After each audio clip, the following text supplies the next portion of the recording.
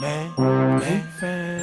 Hip hop was good, man. You already know what time it is, man. It's the DagogetaTv. I'm your guy, Demi D, and this is On Deck with Demi. Hip hop interviews, man, where we bring you some of the best MCs.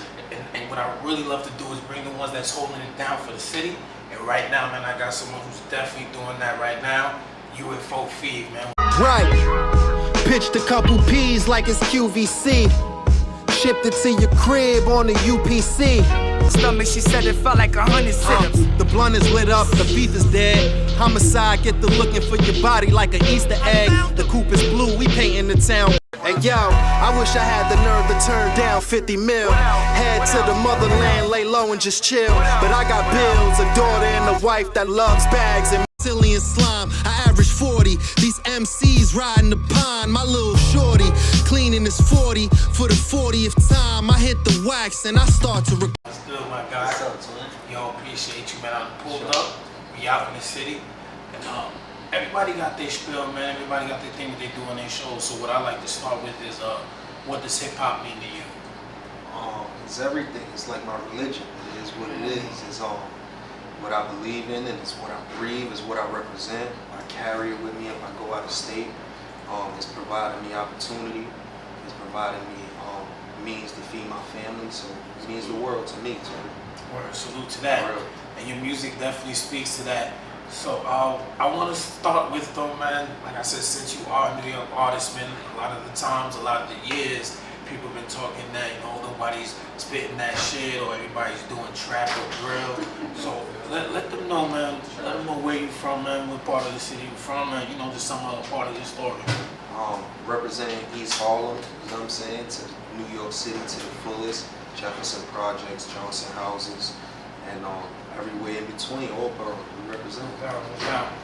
So I wanna ask, would you say growing up you were a hip hop kid or you yeah, absolutely, definitely okay? Absolutely, so like hip hop kid. Yep, okay. Just like you, twin. For real, I was outside playing Skelzies, and you know, hanging with the homies, and all I was on was hip hop. Black Panasonics outside, the homies was playing. You know what I'm saying? You press the top and it. 8 batteries. There you go. So who were some of the people that you listened to heavy when you were coming up? You know, the legends, Mobb Deep, I love how you shouted out Mobb first. Yeah, Mobb Deep, Notorious B.I.G., Tupac, Jay-Z, Big Pun, Heavy Beanie Siegel, you know what I'm saying? Rockefeller, Dipset, all that good stuff. So you was in it, you was in it. Deep, yeah. That's good, that'll make this fun too. So I gotta, sometimes it's cliche and sometimes it's not. I think in your case it's not because of your name, UFO Fev, and you got a story too that I want to share with my audience. I've heard it, but you know, share how you came up with the name. I actually got the name from Black Rob, may he rest in peace, man. So we at the table with the Lord. Yeah, man, we was outside and he saw me one day and he just was like, you know, we had a conversation, and before I left, you know, he gave me a little pound hug, and he was like, yo, I heard you rhyming too, I heard you got a little fever out here. So, you know, I was like, you know, I was bashful, and I just kept it pushing, whatever I had said. You know, I took the compliment, and I really didn't want nobody to know I was rhyming, you know, as far as my dad and Rob and all the guys that was hanging around, because, you know, they wanted me to go to school and stuff like that. I was bashful too, you know what I'm saying? I was really like, rhyming was like my escape, you know what I'm saying? So I never knew how to like mesh the worlds together. You know what I'm saying? It was something to make you comfortable. Yeah, it was making me comfortable, you know what I'm saying? So I wasn't trying to do it to impress them, I was just doing it because it was something that I loved. Right. So yeah, man, shout out to Black Rob, he gave me the name and it just rocked from there. R.I.P. to Rob, man. And what you said, man, I don't want to skip over that, man, because it shows in your music. So if they're not familiar, once they tap in, it shows in your music what you just said. So starting with that, how did the journey begin for you with taking rap serious? Like, what was that moment when you was like, yo, I'm gonna be a rapper? Because everybody says that. I don't recall the exact moment because I was always writing rhymes, even like when I would listen to like old you know, back in the days, you know, I don't want to date myself, but the internet wasn't as prevalent as it is. We didn't have the internet where I was from, raised, low-income community, so I would write down the song lyrics to learn the songs. Yeah, I know about that. You know what I'm saying? So I was writing rhymes already, and learning how to write like Method Man, you know, verse down, you know, all that. It just Shout led out me. to Meth. Yeah, shout out to Method Man, and it just led me into like writing my own. You know what I'm saying? And I was always doing it. But the moment where I decided to take it serious, as far as like to push my career, it had to be like in 2010 when you know, I was like, you know, I'm gonna just do music. You know, I'm gonna focus on music.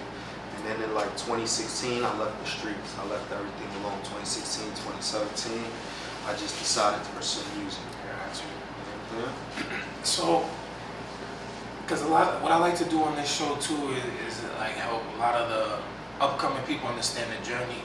So you said something major. You said you decided to leave the streets alone, and all that means is just focusing in. Mm-hmm. So when it was time to tap in to really, you know, get the career started, did you imagine how much focus that does take? Because I don't think a lot of people, you know, on the come up understand that.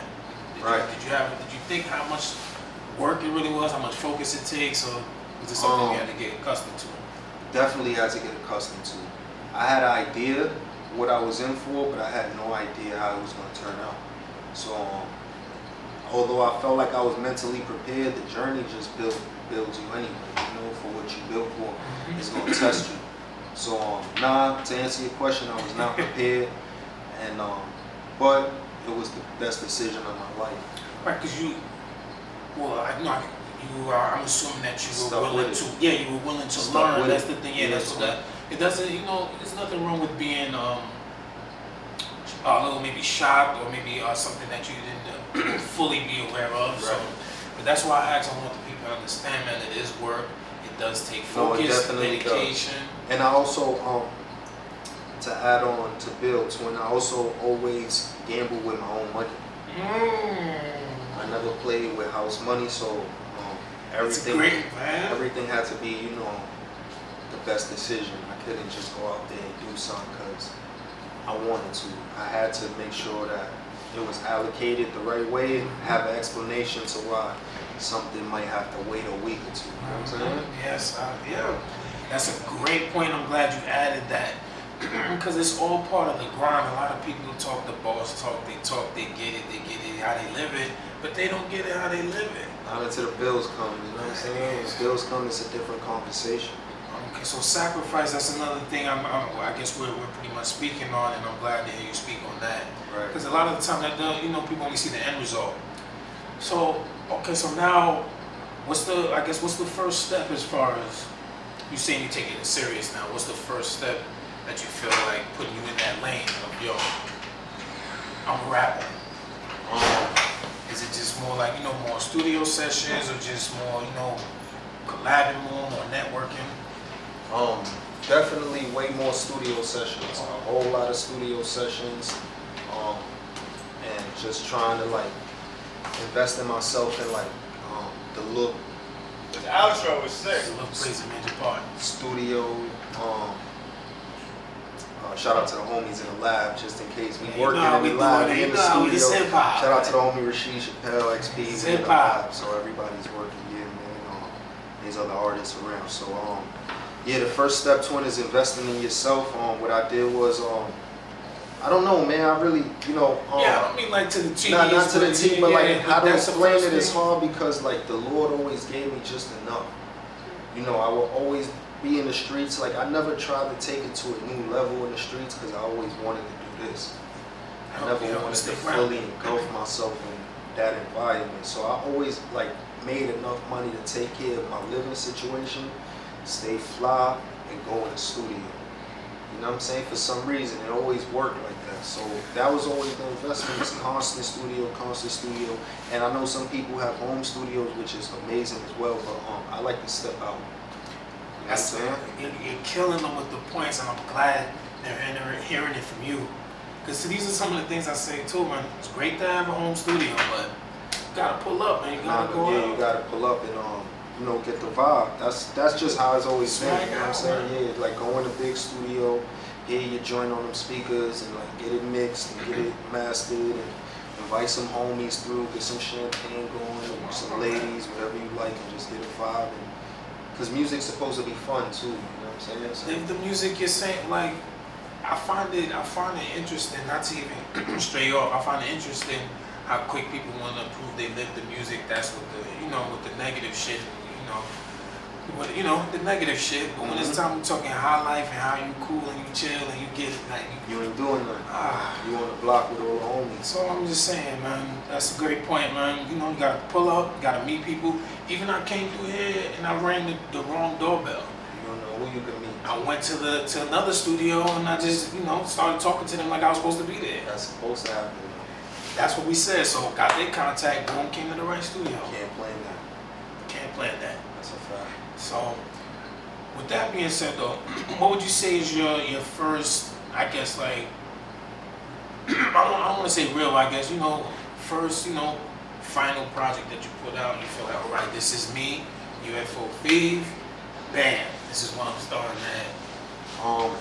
You mean like the first one that like I took serious kind of thing, or like the one that you kind of like put out, like you said, put this some is back where it was at? Yeah. I felt like all of them did that, even the ones people don't know about, because there's some that are in my neighborhood that people have and be like, yo, I got that CD dropped. Gotcha. I always felt like all of them were very important, man. It all started, makes you who you are, because I was never a person who kept my music. I was always putting it out.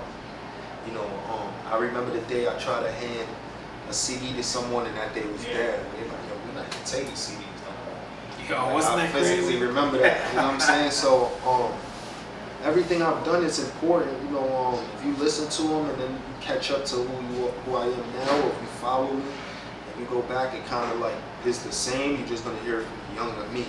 Well, that's what I mean. Now, more important, which one did you say you started out, with your catalog? What was the? You got a few joints. Yeah, I'm gonna say on you could go to Taxes, man. Taxes would be the one that's like the one where that's the one with Puff Core. Okay.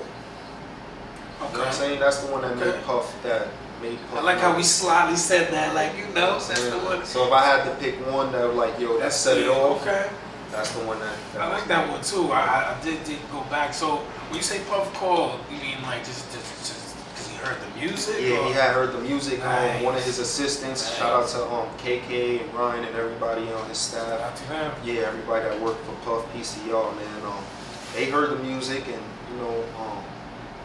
I didn't believe it at first, and then yeah, exactly. So supposedly the younger homies around him were listening to it, and he walked through the studio, and he was like, yo, what the fuck is that? You know what I'm saying? That's he dope. listened, That's dope.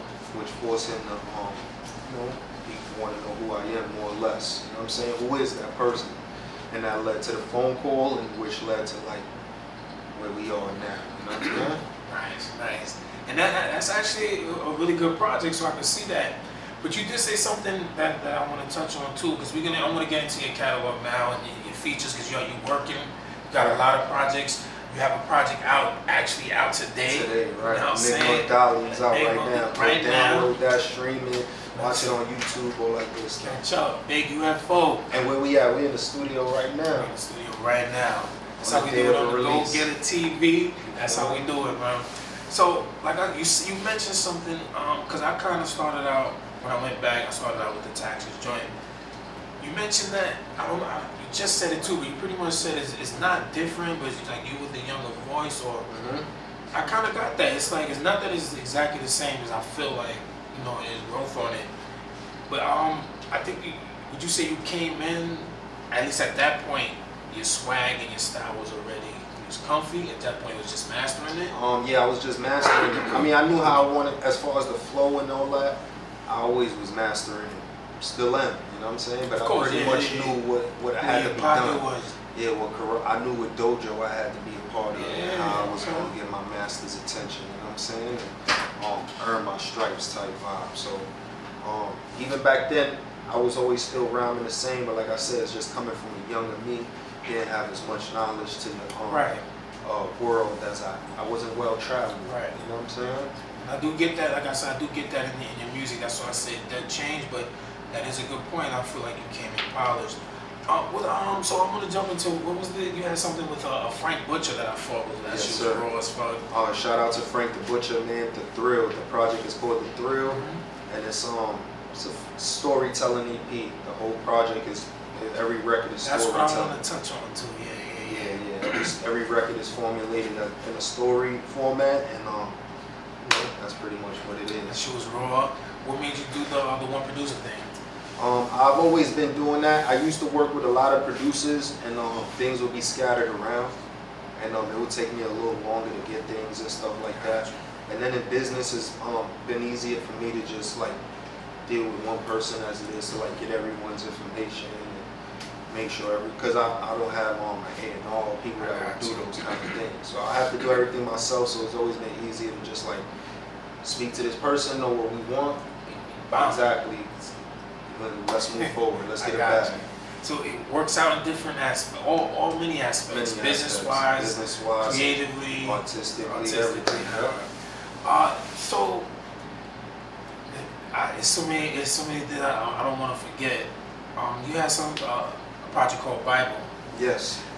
So you mentioned that you're a big hip hop fan. So I'm assuming that's inspired by Jizza. Or is it something you came up with or you heard? Nah, yeah, it's something I came up with. As I don't want to sound ignorant, but I wasn't aware of, people might not believe it, but like, when it come to Wu-Tang, I wasn't a big like Got you. Like my knowledge in the catalog of every Wu-Tang member wasn't extensive as it was. I was a Method Man. Got you. You know what I'm saying? I was a Method Man, and I got on Ray and Ghost later as I matured. But even as Jizza, I had to start studying Jizza recently because he was way ahead of mine. I wasn't into that kind of stuff. Nah, so, a lot of people definitely. It is what it is. So when I heard them saying the Bible reference, it was like, oh wow, it fit because I had wrote a song on a project called Wu-Tang for the Children. Yeah, I saw that too. Yeah. That shit. You know what I'm saying? That whole project. That's what I'm saying. You. So it was more or less universally inspired by Wu-Tang. I didn't do that on purpose. Got you. You know what I'm saying? So I would be taking too much credit. I came up with Bible because I was supposed to name the project something else, and I was supposed to call it Book of Fev, and Royce the 5'9" had the Book of Ryan. So I needed some, I spent the day, we were driving upstate, a homie of mine, and I just was coming up with different ideas, and I was like, basic instructions before the Bible. So that led to Bible, basic instructions before leaving Earth, and I was getting married and having a kid, Nice. so it was kind of like a transition. Yeah. Okay. Yeah. And good to come up with off the fly too. Yep. That might be something we want to revisit though. The Book of Yeah. Fev. Now Yep. that shit That's is a fire. fact. Well, I know you do heavy storytelling. There's another song I wanted to bring up too, but I noticed you do heavy storytelling. You got the fly life music. I think you have music with messages. I think you definitely have music people could vibe to too. So you're hitting all the angles. Thank you, my brother. Static filler. To see UFO, you gon' need an Oculus, a telescope and observatory binoculars. I hear the money, I'm just asking where the profit is. Before I jump into another project, I don't know how I found it before, but I couldn't find it to get the name of it. I saw you even worked with a reggae artist. Yeah, Spice. Spice. What was the name of that? Nightclubs. That shit was Yeah, dope. shout out to the Queen, Spice, the Queen of Dancehall, Spice. Word. Okay, who put that together? You came up with that? Nah, it was actually a collaborative effort with me and Joe Crack. Man, Crack had a record for me. He thought that I would be dope on it, and I had the record for a little minute. And we had someone else on the record, and it just worked out that Spice fit beautifully. You know what I'm saying? So we met. I actually got to meet with Spice, and she hung out with me. We was in the studio. Okay. She watched me lay a verse. I watched her lay the hook, and so that's how I made the chemistry of the record. Kingston, Harlem, throw your hands up. Privileged starlets, throw them bands up. Still moving white, same color as dandruff. And middle fingers to the boys in blue from handcuffs. Okay, so this is before y'all recorded. Yeah, we was actually hanging So it out. makes sense because I caught that there was a nice chemistry. Yeah. That's when I came from. At that point, I was hearing a lot of this stuff, watching your videos. I'm like, oh, this motherfucker here. We do Okay, it. We got like, it, yeah.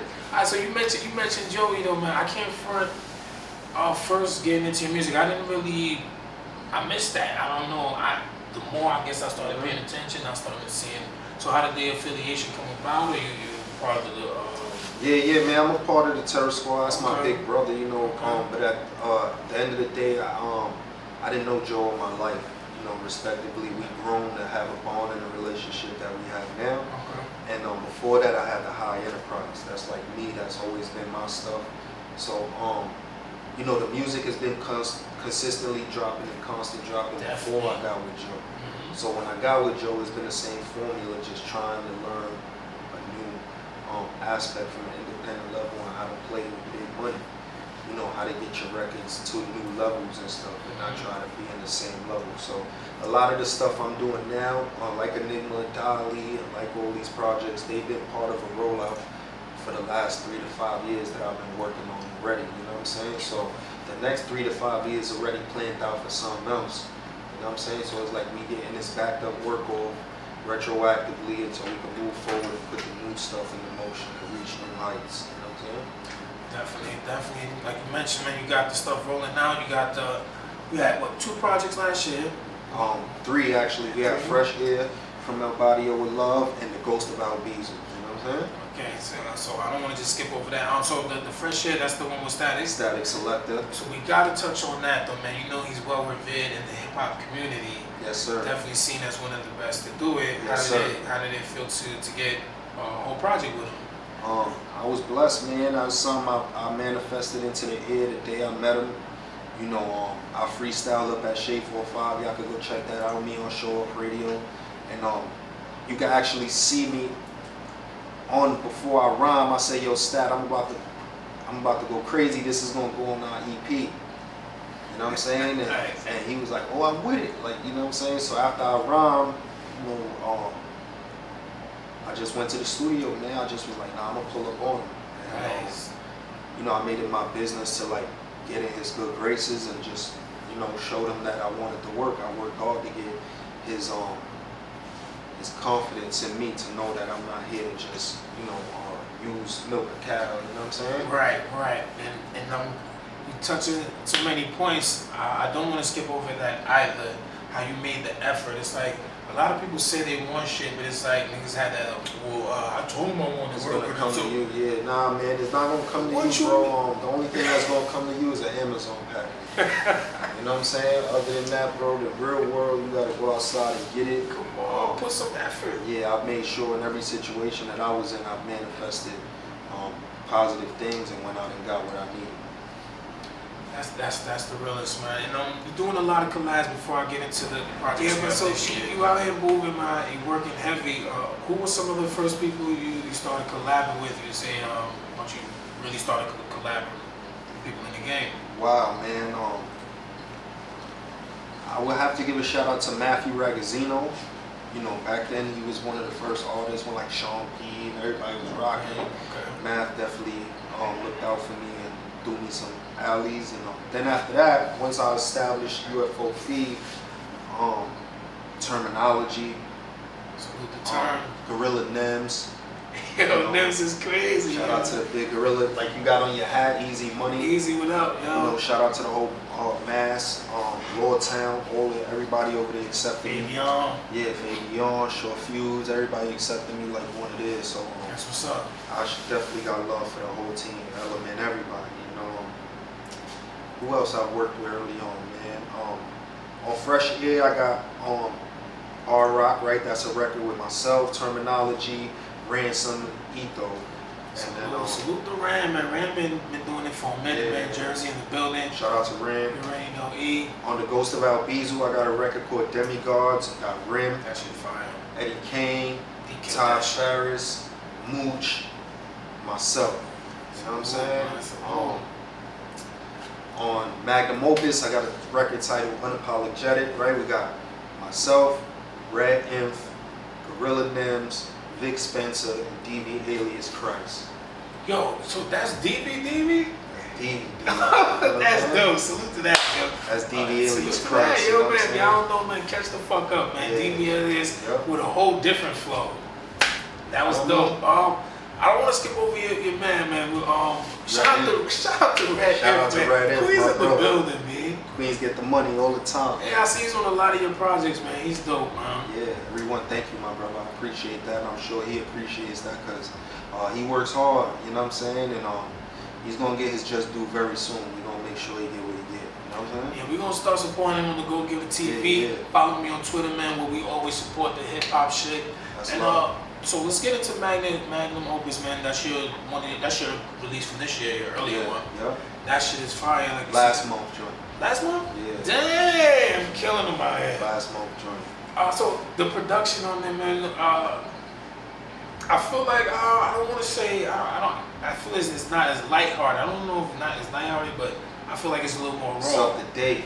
It's that knot. You know Okay, so you know what I'm trying to say, right? It's Yeah, that okay, raw, okay. It's that have a good system in your joint. Okay, You know what I'm so saying? okay, I'm not tripping. Yeah, nah, that's why we did that. You gotta have some joints. You know, all my projects are consistent of who I am at the time. When I was recording that one, I was like, oh nah, they gotta hear a song. Shout out to Stir, that's my heart. You know, his sound is that bass heavy bottom, like a shorty red mixed with a, you know, no ID kind of. You know what I'm saying? Because I was about to say you still had sampling. yeah, you still what was it, Illusion was still Yeah. kind of like that shit was still kind of it wasn't as hard as I'm bad with the titles, man. Nah, it's all good. I know The title track though, that shit was on some hard. Magnum Opus. Yeah, the title track was hard. Inception. I said Illusion. Inception. Yeah, that shit was raw. Inception was raw. Yeah. And we got paid, and you know, from me, the people love from me, so. Like that joint was crazy too. Yeah, different sounds. Yeah, Not yeah, so yeah. you driving. I appreciate that. Let me throw some up tempo feed on. You know what I'm saying? I appreciate that, man. Like I said, it does showing on your music, and I definitely want the people to be aware of your catalog too. That's why I want to kind of go through that. Try to provide a vibe for every a lot of car music. You know what I'm saying? So when you in the car, you on the train in your headphones, you catch a vibe, get into where you gotta go. So right now you have the Enigma of Dali. Enigma of Dali. That's out right now. Right now. So what would you like to do?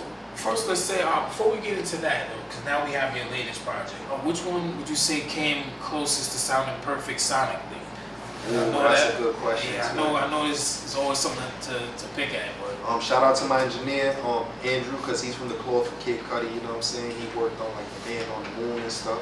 So he's a very articulate engineer. So I don't want to downplay his work.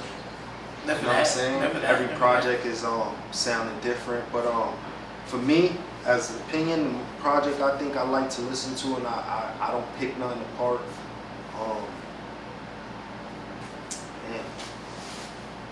I like Magnum Opus, man. Okay.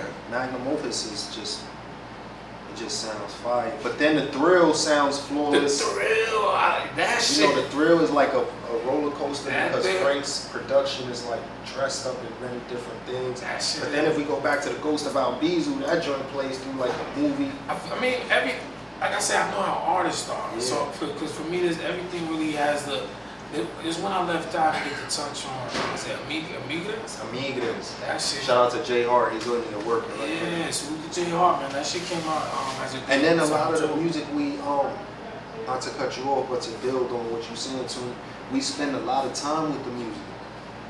Shows. It's not like I record a joint and we putting it out next month. Okay.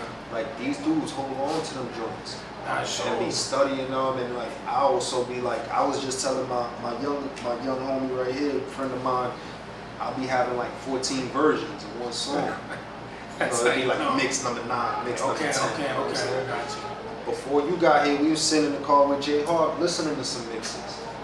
So it's like we spend a lot of time living with the music, and I would like to hope and I pray everyone sounds good because I spend a lot of money on that shit too. Nah. Studio hours, of course. It's all crispy. I just know how artists can definitely feel like, Yeah. oh, This one could have been better. Yeah, This oh, one I could've- didn't nail that. Like everybody else, like, yo, what are you talking about? Like, I early on, I used to feel like that. Like, Yeah. if I listened to my early stuff, I could find loopholes. But well, I mean, that makes sense, though. You know, earlier. yeah, they became a point where the shit was like a jump shot. Where, like I already knew, like, and like I said again, props to my engineers, everybody I work with, because I've been blessed to like work with cats who be like, nah, try again. Okay. You know what I'm saying? And I like that. I like that.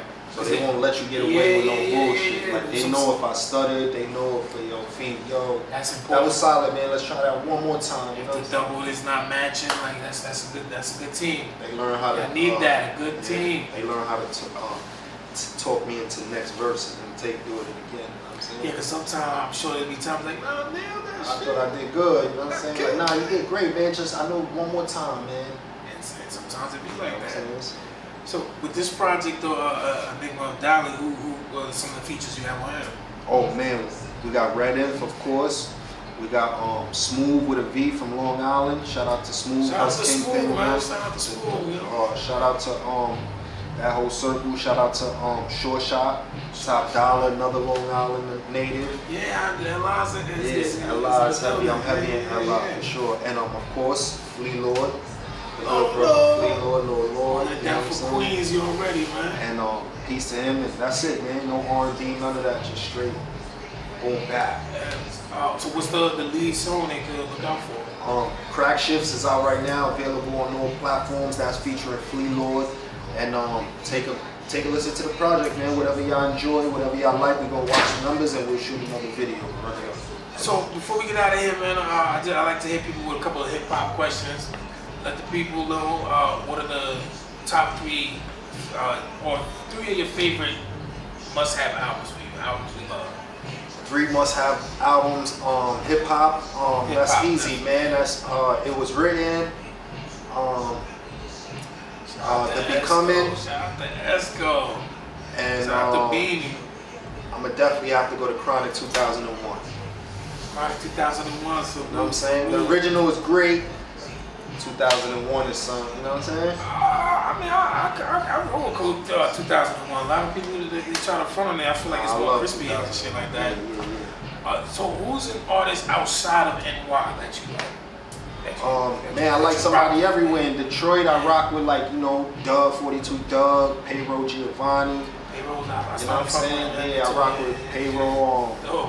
In Florida, I rock with Kodak. You know what I'm saying? All across the map. And West Coast, Kendrick Lamar, all them guys, everybody. Travis Scott. On the come up right now, that people might not know that I rock with Source Walker. I definitely listen to Source Walker, you know what I'm saying? I guess if you tapped in, you know. Yeah, they some, I guess I was the same way, but they some joints, I had seen a video, he was rhyming in front of Radio City, and the beat, the sample, all his beats are New York style beats. So that's what's ill, because it's a Texas kid, a Texas dude, a man, rhyming on all his joints are New York beats. He don't rhyme on he faked me out too. Yeah, he don't rhyme on no down south beats. So if you listen to his projects, it'll sound like a not to compare anyone to anyone, but you could get to vibe as if you're listening to a New York cat. You know what I'm saying? Because all the beats are sample driven, heavy production, and it's like just Texas rap. No doubt. So listen, man, you have it here. Tune in with the big UFO Fev. Good talk, good bill, man. Enigma of Dali. Yeah, Enigma of Dali out right now. Please go get that, stream that, run that up, Shazam it, do anything you need to do, man. Enigma of Dali, UFO Fev, Van the Slice. What's up? Listen, man, the DagogetaTv is Demi D on Deck Wit Deme. We out of here. Good bill, twin. Thank you. No doubt. For real. Man, fam.